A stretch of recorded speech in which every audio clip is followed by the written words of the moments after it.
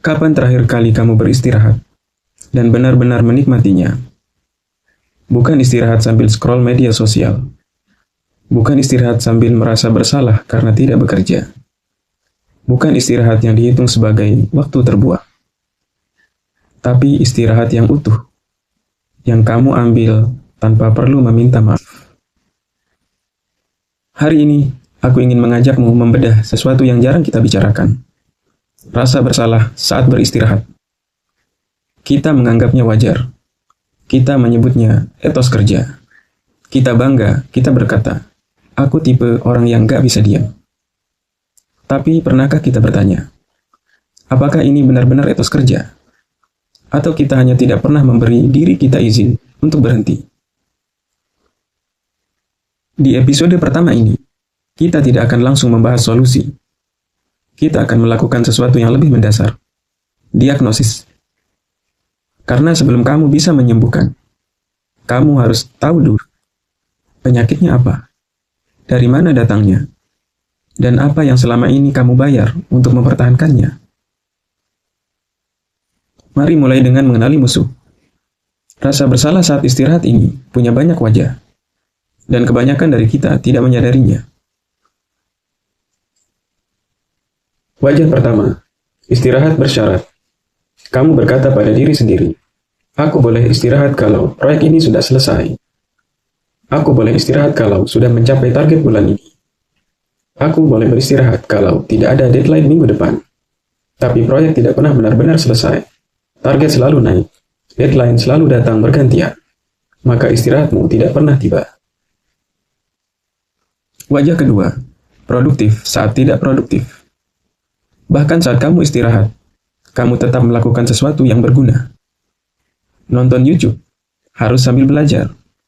Dengar podcast, harus sambil dapat insight. Jalan-jalan, harus sambil foto untuk konten. Kamu tidak bisa hanya ada, tanpa menghasilkan, tanpa membuktikan bahwa waktumu tidak terbuang. Wajah ketiga, istirahat sebagai hadiah, bukan hak. Kamu memandang istirahat seperti hadiah, yang harus kamu menangkan dulu dengan kerja keras. Aku sudah bekerja 60 jam minggu ini. Aku pantas libur. Aku sudah lembur sebulan. Aku boleh rebahan. Tapi tubuhmu tidak mengenal sistem hadiah. Tubuhmu hanya mengenal kebutuhan. Coba periksa dirimu sekarang. Apakah kamu melihat salah satu dari 3 wajah ini? Kebanyakan dari kita tidak hanya satu. Kita adalah kombinasi dari ketiganya. Dan kita tidak pernah menyadarinya. Karena semua wajah ini terlihat sangat bertanggung jawab. Terlihat sangat dewasa. Terlihat sangat produktif. Tapi ada harga yang harus dibayar. Sekarang pertanyaannya, dari mana rasa bersalah ini berasal? Kita tidak lahir dengan keyakinan, aku hanya berharga saat produktif. Ini adalah keyakinan yang kita pelajari. Akar pertama, rumah dan sekolah. Coba ingat-ingat, saat kecil, mungkin kamu pulang sekolah dan diberi pertanyaan pertama. Dapat nilai berapa? PR sudah dikerjakan? Bukan, kamu capek. Mau cerita tentang harimu? Kita belajar bahwa yang ditanyakan adalah pencapaian, bukan perasaan. Saat liburan, mungkin kamu diberi daftar bacaan atau tugas, karena waktu tidak boleh terbuang. Kita belajar bahwa istirahat harus diisi dengan kegiatan bermanfaat, bahwa diam adalah musuh, bahwa bermain adalah kemewahan, bukan kebutuhan. Akar kedua, dunia kerja dan kapitalisme modern. Kita masuk ke dunia kerja, dan kita menemukan bahwa sistem ini memang dirancang untuk membuatmu merasa bersalah saat beristirahat. Karyawan teladan sama dengan produktif. Promosi sama dengan yang lembur. Pengabdian sama dengan yang selalu available. Kita dihargai karena apa yang kita hasilkan, bukan karena siapa kita. Dan perlahan, kita menginternalisasi nilai itu. Kita tidak perlu lagi atasan yang mengawasi. Kita mengawasi diri kita sendiri. Lebih ketat, lebih kejam. Akar ketiga, Media sosial dan budaya pamer produktivitas. Di media sosial, kita tidak pernah melihat orang istirahat. Kita melihat orang bangun jam 4 pagi. Orang baca 50 buku setahun. Orang punya side hustle, main job, dan kursus di waktu luang. Dan tanpa sadar, kita membandingkan. Dia bisa, kenapa aku tidak? Dia produktif, aku rebahan. Kita lupa bahwa media sosial adalah highlight reel, bukan behind the scene. Jadi, rasa bersalah saat istirahat ini bukan datang dari dalam dirimu. Ini adalah nilai yang ditanamkan oleh rumah, oleh sekolah, oleh sistem kerja, oleh algoritma. Dan kabar baiknya, apa yang dipelajari bisa dipelajari ulang. Apa yang ditanamkan bisa dicabut. Tapi sebelum kita ke sana, kita perlu melihat harga yang sudah kita bayar. Mari bicara tentang harga.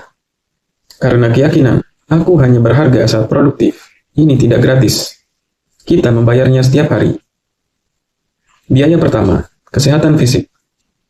Tubuh manusia tidak dirancang untuk bekerja 10 jam sehari, 6 hari seminggu, tanpa jeda. Kita tahu ini secara intelektual, tapi kita pikir kita pengecualian.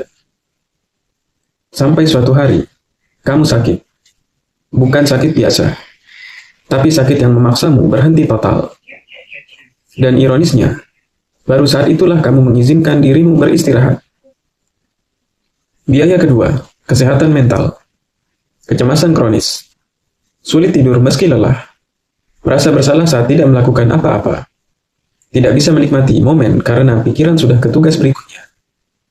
Ini bukan harga kesuksesan. Ini adalah gejala. Dan kita telah menormalisasinya.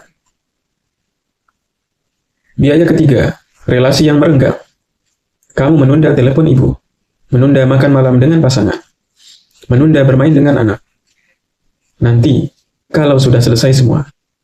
Tapi selesai semua, tidak pernah datang, dan relasi perlahan merenggang.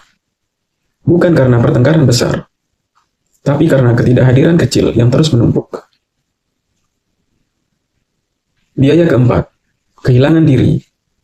Ini biaya paling mahal. Saat kamu terus-menerus memproduksi, tapi tidak pernah merefleksikan. Saat kamu terus-menerus melakukan, tapi tidak pernah merasakan. Siapa dirimu di luar apa yang kamu hasilkan? Jika karyamu dihapus besok, jika akun media sosialmu lenyap, jika jabatanmu diambil, siapa kamu? Pertanyaan ini hanya bisa dijawab saat kamu berhenti, saat kamu diam, saat kamu tidak memproduksi apapun.